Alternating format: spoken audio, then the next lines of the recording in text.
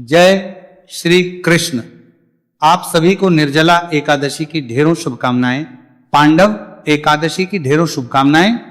प्रिय भक्तों, निर्जला एकादशी का यह पावन दिन केवल उपवास भक्ति और भगवान विष्णु की ही आराधना का दिन नहीं है, बल्कि इसी शुभ तिथि पर भगवान श्री कृष्ण और माता रुक्मणी के दिव्य मिलन की स्मृति में रुक्मणी हरण दिवस भी बड़े श्रद्धा भाव से मनाया जाता है। कहा जाता है कि जब विदर्भ की राजकुमारी रुक्मणी ने अपने हृदय में भगवान श्री कृष्ण को पति रूप में स्वीकार कर लिया, तब उनके भाई रुक्मी ने उनका विवाह शिशुपाल से कराने का निश्चय किया। ऐसी कठिन में देवी रुक्मणी ने भगवान श्री कृष्ण को एक गुप्त संदेश भेजा और उन्हें अपनी रक्षा के लिए पुकारा। भक्त की पुकार सुनकर भगवान कैसे दौड़े चले आते हैं, इसका अद्भुत प्रमाण है रुक्मणी हरण की ये दिव्य कथा। और आज के इस पावन अवसर पर सबसे पहले हम सुनेंगे भगवान श्री कृष्ण द्वारा माता रुक्मणी के हरण और उनके दिव्य विवाह की अलौकिक कथा, जो हमें अटूट प्रेम पूर्ण समर्पण और भगवान पर का संदेश देती है। इसके बाद हम सुनेंगे निर्जला एकादशी की महिमा, व्रत कथा और वो दिव्य रहस्य जिसके कारण इस एकमात्र एकादशी का व्रत करने से वर्ष भर की सभी एकादशी के समान पुण्य प्राप्त होता है। तो श्रद्धा, भक्ति और विश्वास के साथ इस कथा श्रवण में अंत तक बने रहिएगा, क्योंकि भगवान श्री कृष्ण और भगवान विष्णु की कृपा से जीवन के सभी संकट दूर होते हैं, मनोकामनाएं पूर्ण होती हैं और अंत में मोक्ष मार्ग भी प्रशस्त होता है। वेद पुराणों के और साहित्य के अनुसार भगवान श्री कृष्ण की 8 रानियां थी, जिनसे उन्होंने विधि पूर्वक विवाह किया था। इन 8 रानियों में सबसे पहले थी रानी रुक्मणी। रानी रुक्मणी से विवाह से पहले भगवान श्री कृष्ण ने उनका हरण किया था। आइए अब इस अद्भुत और रोचक कथा को विस्तार से जानते हैं। देवी रुक्मणी और श्री कृष्ण के विवाह की कथा बहुत रोचक है और ये कथा रोज द्वारका को सोते समय सुनाई जाती है। द्वारका में रहते हुए भगवान श्री कृष्ण और बलराम का नाम चारों ओर फैल गया। बड़े बड़े नृपति और सत्ताधिकारी भी उनके सामने मस्तक झुकाने लगे, उनके गुणों का गान करने लगे। बलराम के बल, वैभव और उनकी ख्याति पर मुक्त होकर रेवत नामक राजा ने अपनी पुत्री रेवती का विवाह उनके साथ कर दिया। बलराम अवस्था में श्री कृष्ण से बड़े थे, इसलिए नियमानुसार सर्वप्रथम उन्हीं का विवाह हुआ। उन दिनों विदर्भ देश में भीष्मक नामक एक परम तेजस्वी और सद्गुणी निरपत्ति राज्य करते थे। कुंडितपुर उनकी राजधानी थी। उनके 5 पुत्र और 1 पुत्री थी। उसमें लक्ष्मी के समान ही दिव्य लक्षण थे, अतः लोग उसे लक्ष्मी स्वरूपा कहा करते थे। रुक्मणी जब विवाह योग्य हो गई, तब भीष्मक को उनके विवाह की चिंता हुई। रुक्मणी के पास जो लोग आते जाते थे, वे श्री कृष्ण की प्रशंसा किया करते थे। वे रुक्मणी कहा करते थे कि श्री कृष्ण तो अलौकिक पुरुष हैं, इस संपूर्ण विश्व में उनके सदृश अन्य कोई पुरुष नहीं है। भगवान श्री कृष्ण के गुणों और उनकी सुंदरता पर मुक्त होकर रुक्मणी ने मन ही मनुष्य किया कि वह श्री कृष्ण को छोड़कर किसी को भी पति रूप में वर्ण नहीं करेगी। उधर भगवान श्री कृष्ण को भी इस बात का पता हो चुका था कि विदर्भ नरेश भीष्म की पुत्री रुक्मणी परम रूपवती तो है ही, परम सुलक्षणा है। भीष्मक का बड़ा पुत्र रुक्मी भगवान श्री कृष्ण से शत्रुता रखता था। वह बहन रुक्मणी का विवाह शिशुपाल से करना चाहता था, क्योंकि शिशुपाल भी श्री कृष्ण से द्वेष रखता था। भीष्मक ने अपने बड़े पुत्र की इच्छानुसार रुक्मणी का विवाह शिशुपाल के साथ ही करने का निश्चय किया और उसने शिशुपाल के पास संदेश भेजकर विवाह की तिथि भी निश्चित कर दी। उधर रुक्मणी को जब इस बात का पता लगा उनका विवाह शिशुपाल के साथ निश्चित हुआ है, तो वे बहुत दुखी हुई। उन्होंने अपना निश्चय प्रकट करने के लिए एक ब्राह्मण को द्वारका श्री कृष्ण के पास भेजा। रुक्मणी ने श्री कृष्ण के पास संदेश भेजा, हे नंदनंदन, आपको ही मैं पति रूप में वर्ण कर चुकी हूं। मैं आपको छोड़कर किसी अन्य पुरुष के साथ विवाह नहीं कर सकती। मेरे पिता मेरी इच्छा के विरुद्ध मेरा विवाह शिशुपाल के साथ करना चाहते हैं। विवाह तिथि भी निश्चित हो गई है। मेरे कुल की रीति है कि विवाह के पूर्व होने वाली वधू को नगर के बाहर गिरिजा जी के दर्शन करने के लिए जाना पड़ता है। मैं भी विवाह के वस्त्रों में सज धज कर दर्शन करने के लिए गिरिजा जी के मंदिर में जाऊंगी और मैं चाहती हूं कि आप गिरिजा मंदिर में पहुंचकर मुझे पत्नी रूप में स्वीकार करें। अगर आप नहीं पहुंचेंगे तो मैं अपने प्राणों का परित्याग कर दूंगी। रुक्मणी का ऐसा संदेश पाकर भगवान श्री कृष्ण उसी समय रथ पर सवार होकर शीघ्र ही कुंदनपुर की ओर चल दिए। उन्होंने रुक्मणी के दूत ब्राह्मण को भी रथ पर बिठा लिया था। श्री कृष्ण के चले जाने पर पूरी घटना बलराम जी को पता चली तो वे चिंतित हो गए, ये सोचकर कि श्री कृष्ण अकेले ही कुंदनपुर गए हैं। इसलिए वे भी यादवों की सेना के साथ कुंदनपुर के लिए चल पड़े। उधर भीष्मक ने पहले ही शिशुपाल के पास संदेश भेज दिया था, जिस कारण शिशुपाल भी निश्चित तिथि पर बहुत बड़ी बारात लेकर आ पहुंचा। अब बारात की अति पूरी की पूरी सेना ही थी। शिशुपाल की उस बारात में जरासंध, शाल और वक्रनेत्र आदि राजा भी अपनी अपनी सेना के साथ थे। वे सभी राजा श्री कृष्ण से शत्रुता रखते थे। विवाह का दिन था। सारा नगर बंधनवारों और तोरणों से सजा हुआ था। मंगल बाद बज रहे थे। मंगल गीत भी गाए जा रहे थे। पूरे नगर में खूब धूमधाम चहल पहल थी। नगरवासियों को उधर जब इस बात का पता चला कि श्री कृष्ण और बलराम भी नगर में आए हुए हैं तो वे बड़े प्रसन्न हुए और वे मन ही मन सोचने लगे कि कितना अच्छा होता अगर रुक्मिणी का विवाह श्री कृष्ण के साथ होता, क्योंकि वे ही उनके लिए योग्य वर हैं। संध्या के बाद का समय था। रुक्मिणी विवाह के वस्त्रों में सज धज कर गिरिजा के मंदिर की ओर चल पड़े। उनके साथ उनकी सहेलियां और बहुत से अंगरक्षक भी थे। वह अत्यधिक और चिंतित थी। कारण यह था कि जिस ब्राह्मण को उन्होंने दूत बनाकर श्री कृष्ण के पास भेजा था वो लौटकर अभी उनके पास नहीं पहुंचा था। उनके मन में बहुत चिंता हो रही थी। तब रुक्मिणी ने देवी गिरिजा की पूजा करते हुए उनसे प्रार्थना की, हे मां, आप तो सारे जगत की मां हो, मेरी अभिलाषा पूर्ण करो। मैं श्री कृष्ण को छोड़कर किसी अन्य पुरुष के साथ विवाह नहीं करना चाहती। उधर रुक्मिणी जब पूजा करके मंदिर से बाहर निकली तो उन्हें वह ब्राह्मण दिखाई दिया। यद्यपि ब्राह्मण ने रुक्मिणी से कुछ भी नहीं बताया, लेकिन ब्राह्मण को वापस लौटा देखकर ही रुक्मिणी बड़ी प्रसन्न हुई। अब उन्हें यह समझने में संशय नहीं रहा कि श्री कृष्ण भगवान ने उनके समर्पण को स्वीकार कर लिया है। अब रुक्मिणी अपने रथ पर बैठना ही चाहती थी कि तभी श्री कृष्ण ने विद्युत तरंग की तरह वहां पहुंचकर उनका हाथ पकड़ लिया और उन्हें खींचकर अपने रथ पर बिठा लिया और तीव्र गति से द्वारका की ओर चल पड़े। क्षण भर में पूरे कुंदनपुर में यह खबर फैल गई कि श्री कृष्ण रुक्मिणी का हरण करके उन्हें द्वारकापुरी ले गए। और जब शिशुपाल के कानों में यह समाचार पहुंचा तो वह क्रोधित हो गया।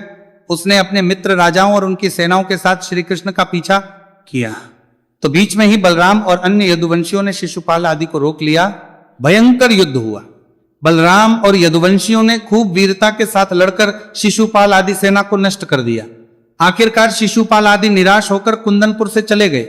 उधर रुक्मिणी ये सुनकर भारी क्रोध से कांप उठा और फिर उसने बहुत बड़ी सेना से लेकर श्री कृष्ण का पीछा किया। उसने प्रतिज्ञा कर ली कि वो या तो श्री कृष्ण को बंदी बनाकर लौटेगा या फिर कुंदनपुर में अपना मुंह ही नहीं दिखाएगा।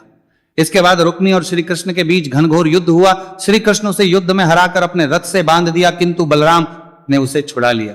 उन्होंने श्री कृष्ण से कहा, रुक्मिणी अब अपना संबंधी हो गया है, किसी संबंधी को इस तरह का दंड देना उचित तो नहीं है। फिर रुक्मिणी अपनी प्रतिज्ञा के अनुसार पुनः लौटकर कुंदनपुर नहीं गया। उसने एक नया नगर बसाया और वो वहीं रहने लगा।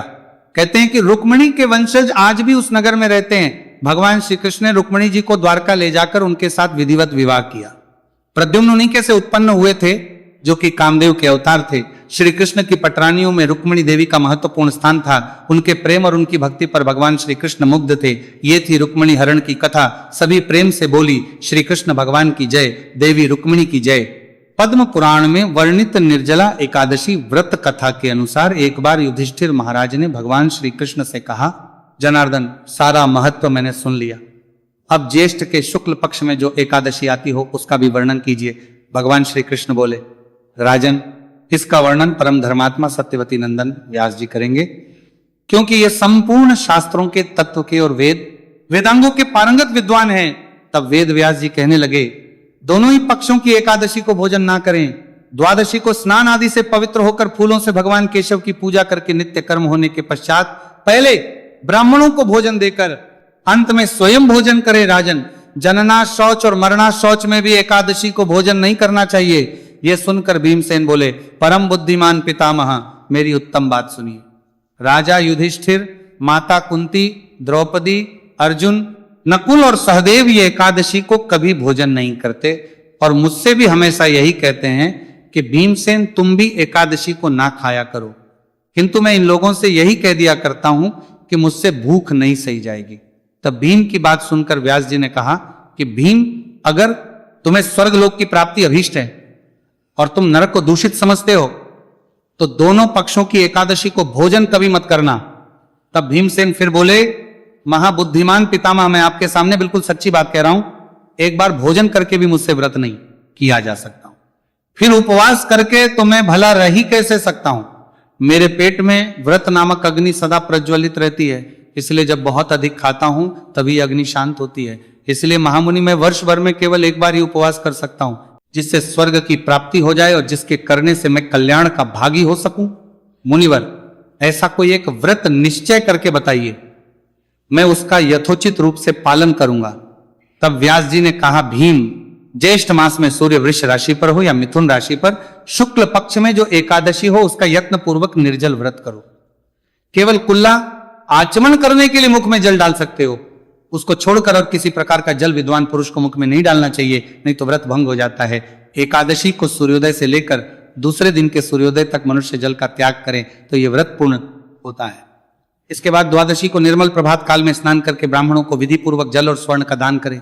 इस तरह सब कार्य पूरा करके जितेंद्रीय पुरुष ब्राह्मणों के साथ भोजन करे। वर्ष भर में जितनी एकादशियां होती हैं उन सबका फल निर्जला एकादशी के सेवन से मनुष्य प्राप्त कर लेता है, और इसमें बिल्कुल भी संदेह नहीं। शंख चक्र और गदा धारण करने वाले भगवान केशव ने मुझसे कहा था कि यदि मनुष्य सबको छोड़कर एकमात्र मेरी शरण में आ जाए और एकादशी को निराहार रहे तो वह सब पापों से छूट जाता। एकादशी व्रत करने वाले पुरुष के पास विशालकाय, विकराल आकृति और काले रंग वाले दंडपाशधारी भयंकर यमदूत नहीं जाते। अंत काल में पीतांबरधारी सौम्य स्वभाव वाले, हाथ में सुदर्शन धारण करने वाले और मन के समान वेगशाली विष्णुदूत आकर इस वैष्णव पुरुष को भगवान विष्णु के धाम में ले जाते हैं। भीम, अतः निर्जला एकादशी को पूर्ण यत्न करके उपवास करना चाहिए। तुम भी सब पापों की शांति के लिए यत्न पूर्वक उपवास और श्री हरि का पूजन करो। स्त्री हो या पुरुष, यदि उसने मेरु पर्वत के बराबर भी महान पाप किए हो तो वह सब एकादशी के प्रभाव से भस्म हो जाते हैं। जो मनुष्य उस दिन जल के नियम का पालन करता है वह पुण्य का भागी होता है। उसे एक एक पहर में कोटि कोटि स्वर्ण मुद्रा दान करने का फल प्राप्त होता सुना गया है। मनुष्य निर्जला एकादशी के दिन स्नान, दान, जप, होम आदि जो कुछ भी करता है वह सब अक्षय होता, यह भगवान श्री कृष्ण का कथन है। निर्जला एकादशी को विधि पूर्वक उत्तम रीति से उपवास करके मनुष्य वैष्णव पद को प्राप्त कर लेता है। अर्थात जो मनुष्य एकादशी के दिन अन्न खाता है वह पाप भोजन करता है, इस लोक में वह चांडाल के समान है, और मरने पर दुर्गति को प्राप्त जो ज्येष्ठ के शुक्ल पक्ष में एकादशी को उपवास करके दान देंगे वे परम पद को प्राप्त होंगे। जिन्होंने एकादशी को उपवास किया है, ब्रह्म हत्यारे, शराबी, चोर या फिर गुरुद्रोही होने पर भी सभी पापों से मुक्त हो जाते हैं। कुंती नंदन, निर्जला एकादशी के दिन श्रद्धालु स्त्री पुरुषों के लिए जो विशेष दान और कर्तव्य बताए गए हैं उन्हें भी सुनो। उस दिन जल में शयन करने वाले भगवान विष्णु का पूजन और जलमयी धेनु का दान करना चाहिए, अथवा प्रत्यक्ष धेनु या घृतमय धेनु का दान उचित है। पर्याप्त दक्षिणा और भांति भांति के मिष्ठानों द्वारा यत्न पूर्वक ब्राह्मणों को संतुष्ट करना चाहिए।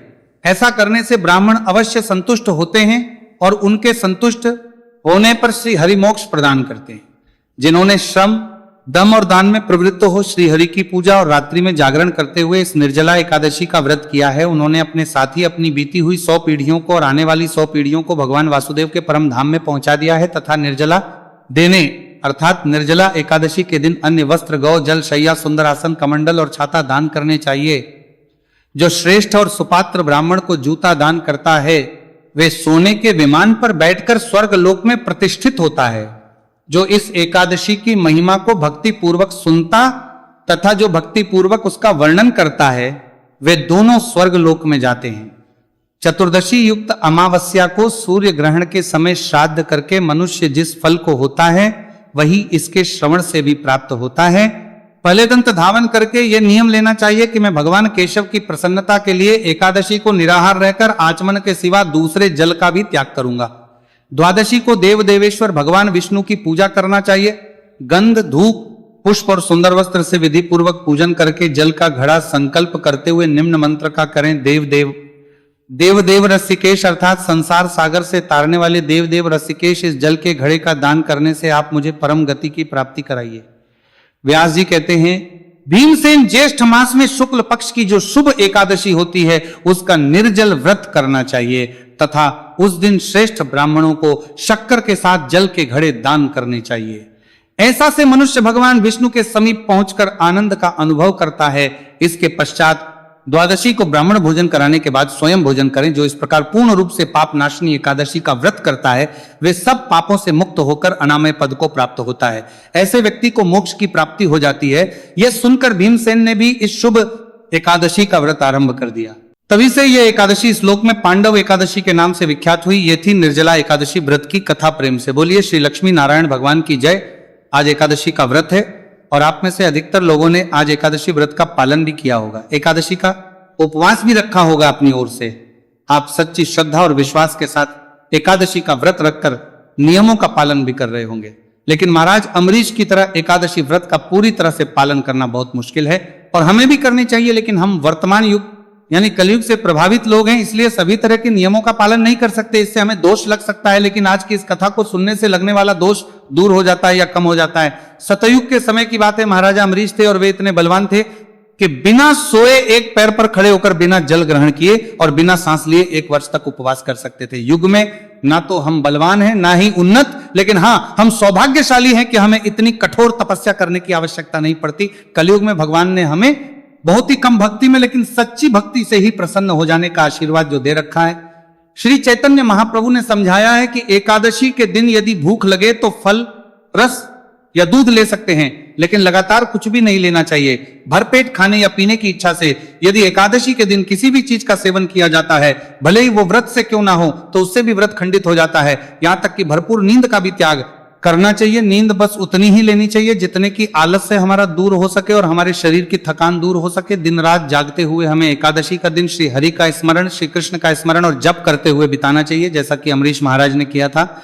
वे संपूर्ण विश्व के सम्राट थे, ग्रस्त भी थे और भौतिक भली भांति लीन भी थे। मुनि दुर्वासा एक ब्राह्मण और सिद्ध योगी थे और वे अपने क्रोध के लिए जाने जाते थे। वे किसी को भी क्रोध आने पर मृत्यु तक का श्राप दे सकते थे और किसी मृत व्यक्ति को पुनर्जीवित भी कर सकते थे। वे एक ब्रह्मण्य और महान शक्तियों से परिपूर्ण ब्रह्मवादी थे। एक दिन उन्होंने सोचा कि मैं ब्राह्मण परिवार में जन्मा हूं और शिव जी के वंश का हूं, मैं तो शंकर जी का ही अवतार हूं, जो अत्रि अनुसुईया के पुत्र है, जो परम विद्वान उत्तम भक्त वैष्णव है। मेरे माता पिता ने देवी सीता को अनेक उपदेश दिए थे, स्वयं लक्ष्मी जी को अनेक उपदेश दिए थे। जब वे और श्री राम मेरे माता पिता की कुटिया में आए थे, और मैं तो इस संसार का सबसे महान और शक्तिशाली पुरुष हूं, पल भर में कुछ भी कर सकता हूं।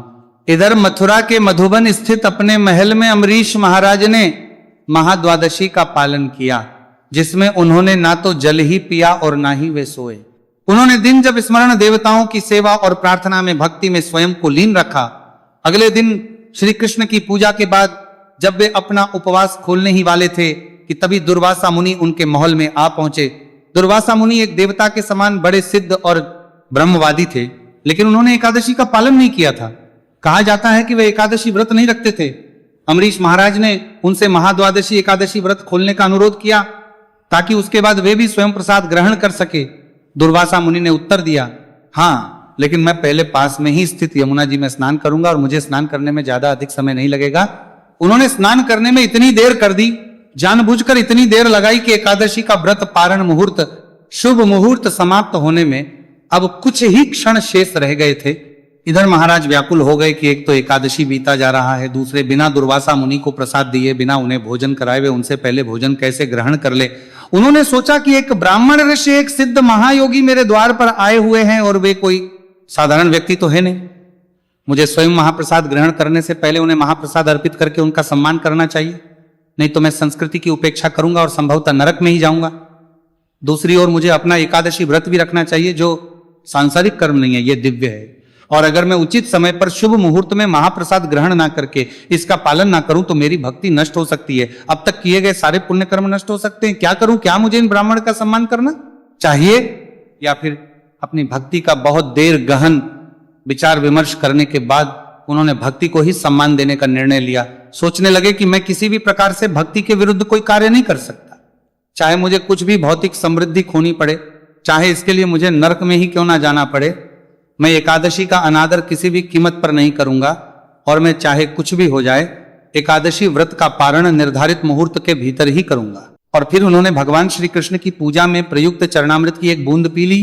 यदि कोई एकादशी का व्रत बिना किसी रस या बिना जल पिए रखे तो वह चरणामृत ग्रहण करके अपना उपवास खोल सकता है, लेकिन अगर जल, फल, रस, दूध या सब्जियां ग्रहण की हो एकादशी व्रत में तो उसे कुछ अनाज ग्रहण करके ही व्रत खोलना चाहिए।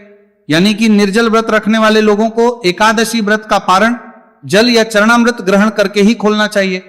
बाकी अन्य व्यक्ति सात्विक भोजन करके एकादशी का उपवास खोल सकते हैं, नहीं तो उनकी एकादशी पूर्ण नहीं मानी जाती। अम्बरीश महाराज ने सोचा कि मैंने तो एकादशी व्रत के दौरान जल की एक बूंद तक ग्रहण नहीं की है, इसलिए मैं चरणामृत ग्रहण कर सकता हूं। इस प्रकार मैंने कोई अनाज तो खाया नहीं है और मैं ब्राह्मण का आदर भी कर सकूंगा। चरणामृत की एक बूंद ग्रहण करने के बाद ही तुरंत दुर्वासा मुनि स्नान करके वापस लौट आई। मैं तो जानता हूं।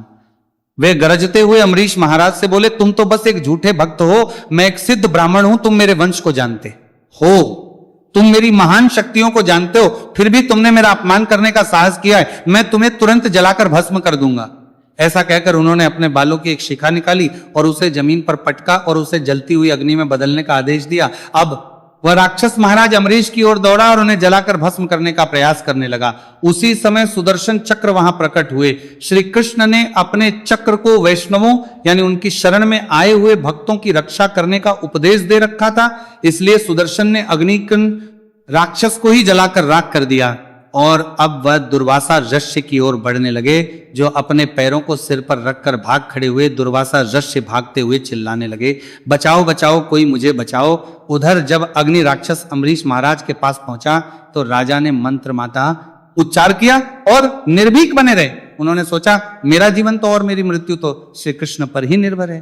फिर उन्होंने पूरी तरह से केवल और केवल श्री कृष्ण पर ही विश्वास किया, उन्हीं का भरोसा किया और इधर सुदर्शन चक्र ने उनकी रक्षा कर ली। लेकिन दुर्वासा मुनि जो एक शक्तिशाली ब्राह्मण और सिद्ध योगी थे, मृत्यु से भयभीत होकर भाग गए। उन्होंने पहले अपने पिता भगवान शिव की शरण लेने का प्रयास किया, लेकिन उन्हें अपने पास आते देखकर भगवान शिव ने दूर से ही उन्हें रोका, यहां मत आओ, यहां से चले जाओ।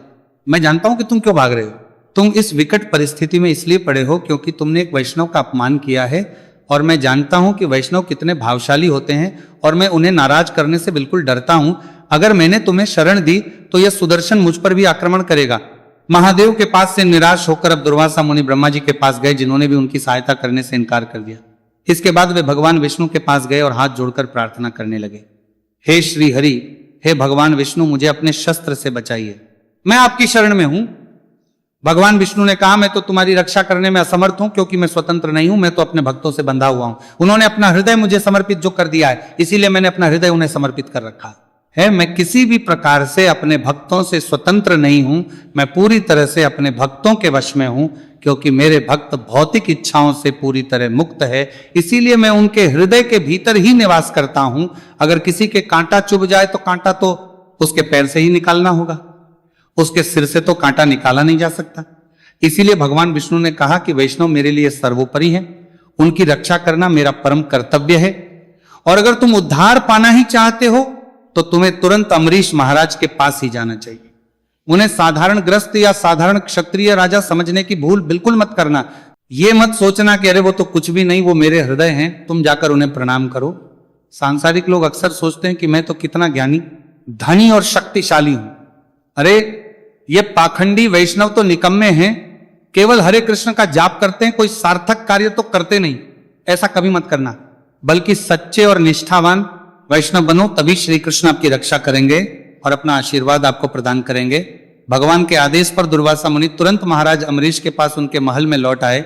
आकर उन्होंने तुरंत महाराज से विनती की कि कृपया मुझे सुदर्शन चक्र से बचाइए, मैं इसकी गर्मी से चल रहा हूं। तब महाराज अम्बरीश ने प्रार्थना की, हे प्रभु, यदि मैंने कभी श्री कृष्ण की भक्ति सेवा की है, सच्चे मन से उनकी सेवा पूजा की है, तो कृपया इन ब्राह्मण की रक्षा कीजिए। महाराज अम्बरीश के श्री कृष्ण से ऐसी प्रार्थना करते ही, ये शब्द कहते ही सुदर्शन चक्र एकदम ठंडे हो गए और वह भगवान विष्णु में समा गए। 1 वर्ष पहले जब दुर्वासा ऋषि भगवान के शस्त्र से अर्थात सुदर्शन चक्र से डरकर भागना शुरू हुए थे, तभी से अम्बरीश महाराज ने कुछ भी नहीं खाया था। वास्तव में वे उस समय अपने एकादशी व्रत पारण करने जा रहे थे, तभी यह घटना घटित हो गई और तब से दुर्वासा मुनि लगातार भाग रहे थे। वे वचन देने के बावजूद भी महल में नहीं आए थे, इसलिए तप करना आज तक यानी 1 साल तक अम्बरीश महाराज ने कुछ भी नहीं खाया था। जब दुर्वासा मुनि महाराज के समक्ष आए तो राजा ने अत्यंत विनम्रता से उनसे क्षमा मांगी। महाराज हाथ जोड़कर कहने लगे, हे मुनिवर, मैं तो कुछ भी नहीं हूं, नहीं मैं भक्त हूं, बल्कि मैंने तो अपना व्रत खोलकर आपका अनादर और अपमान किया है। दुर्वासा मुनि ये सुनकर महाराज अम्बरीश के चरण कमलों में गिर पड़े, जिससे महाराज ने उन्हें तुरंत उठाकर उनका आलिंगन कर लिया। अम्बरीश महाराज उनसे दया करने और महाप्रसाद ग्रहण करने का अनुरोध किया। तब दुर्वासा मुनि ने अपने नए एहसास को व्यक्त करते हुए कहा कि भक्त स्वयं श्री कृष्ण से भी अधिक शक्तिशाली है। श्री कृष्ण ने तो वास्तव में अपनी सारी शक्ति वैष्णवों को दे रखी है। और फिर दुर्वासा मुनि ने सह महाप्रसाद ग्रहण किया, जिसके बाद अम्बरीश महाराज ने भी पूरे 1 वर्ष बाद अपने पूरे परिवार के सहित प्रसाद ग्रहण किया। ये निर्जला एकादशी के दिन सुनी जाने वाली सभी कथाओं को अंत तक सुनने के लिए आप सबका बहुत बहुत धन्यवाद।